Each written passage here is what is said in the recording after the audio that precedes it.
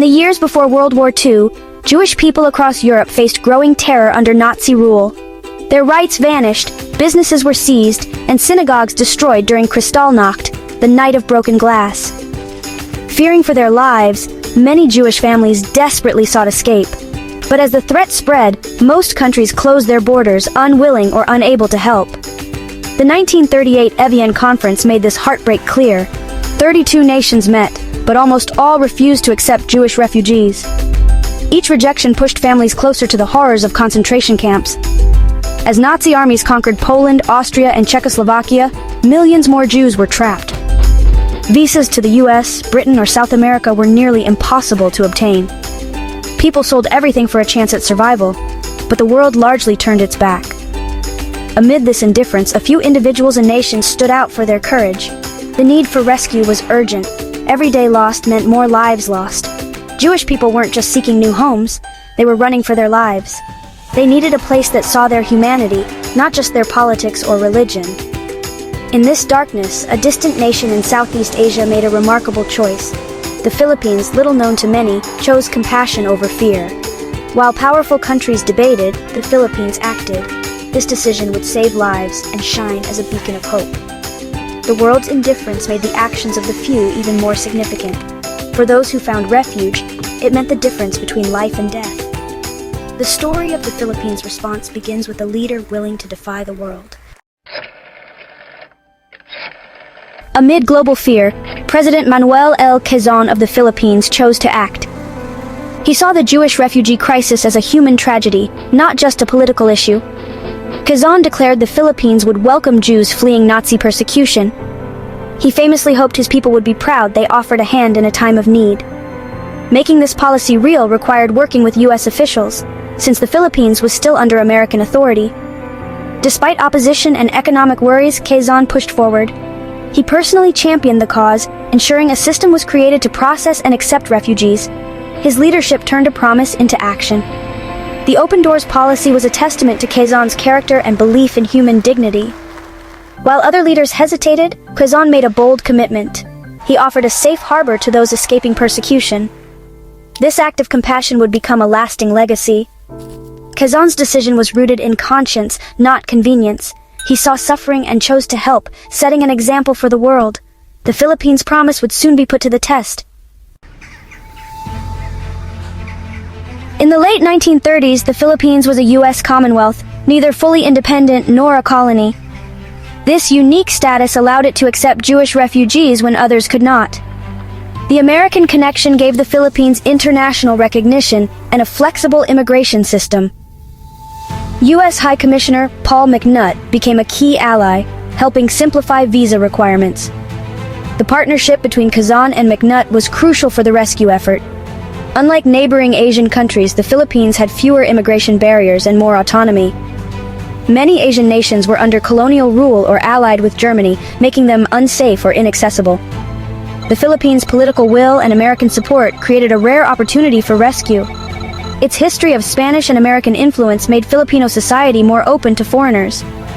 Manila's existing expatriate community meant new arrivals weren't seen as a major disruption.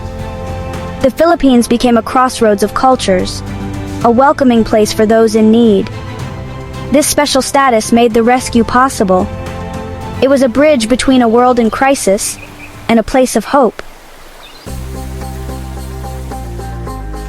When Quezon announced the Open Doors policy, Filipinos responded with compassion. There was no major protest. Hospitality and empathy are core Filipino values. The concept of pakikipagkapwa, seeing oneself in others, guided their actions. Local newspapers and leaders supported the refugees, building public empathy. Religious leaders encouraged kindness, reinforcing the moral case for helping.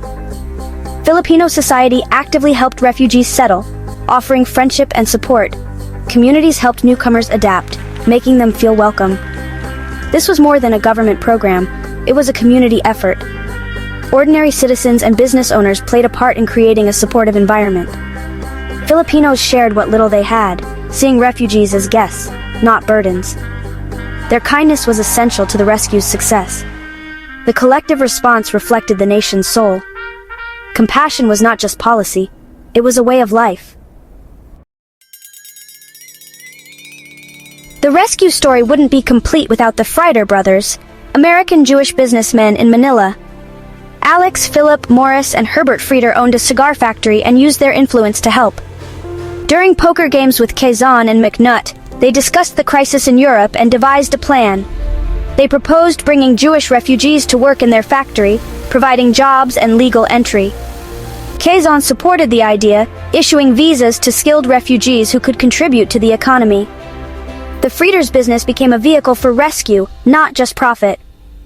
They worked with the Jewish Refugee Committee of Manila to arrange visas, transport, and housing. Marikina Hall, a new community center, was established for the refugees. The Frieders' efforts went beyond charity. It was a full-scale rescue operation. Their partnership with Quezon and McNutt united government, business, and diplomacy. The Frieders proved private citizens could make a huge difference. Their compassion and determination were key to the policy's success. Their story shows how moral action can change history. The rescue was a team effort, driven by conscience, not just circumstance. The Frieders' legacy endures as a model of business with a heart. For Jewish refugees, reaching the Philippines meant a long, uncertain journey. They left behind everything, traveling thousands of miles from Europe. Arriving in Manila, they found a warm welcome and support from the Jewish Refugee Committee. The Quezon family donated land for Marikina Hall, a community center with housing, a synagogue, and dining facilities. This space helped refugees adapt and heal together. Life in Manila was a big adjustment, new language, climate, and customs. But here, they were free from fear and able to rebuild. Many found work in their professions, contributing to Philippine society. They became part of Manila's multicultural fabric, not just as refugees, but as new community members. The Marikina community was a testament to their resilience. They celebrated traditions, formed bonds, and embraced their new home. The kindness they received left a lasting impression.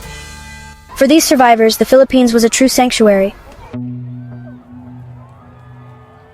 Quezon and the Frieders hoped to bring up to 10,000 Jewish refugees to the Philippines. Plans for a large settlement in Mindanao showed their ambition. But World War II's outbreak in 1939 made large-scale rescue impossible. Travel became dangerous and borders closed. Despite obstacles, the Philippines continued to accept those who could make the journey. Between 1937 and 1941, about 1,300 Jewish refugees found safety in the Philippines. This number was small compared to the Holocaust's toll, but for each person, it meant survival. These survivors, known as Manilaners, were given a future. When Japan occupied the Philippines, refugees faced hardship but were not targeted for extermination. Their survival was a testament to the rescue's success. The 1,300 who found refuge lived to see a world free from Nazi terror. Even one life saved was a victory against hatred. This story raises a question. Could the Philippines repeat such an act today? The country now faces its own challenges: poverty, political instability, and natural disasters. Accepting large numbers of refugees would require significant resources and public support.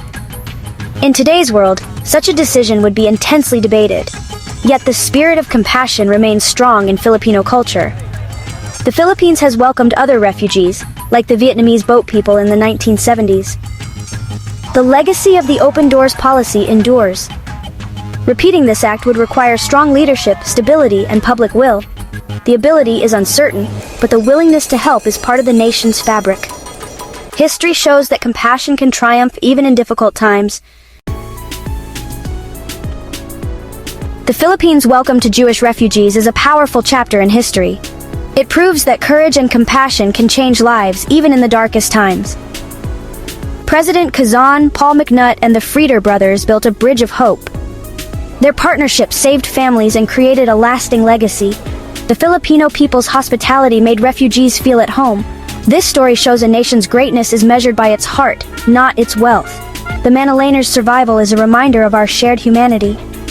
Even today, this legacy inspires us to choose kindness over fear. The Philippines' act of welcome is a beacon for the world. It is a legacy of courage, compassion, and hope that endures.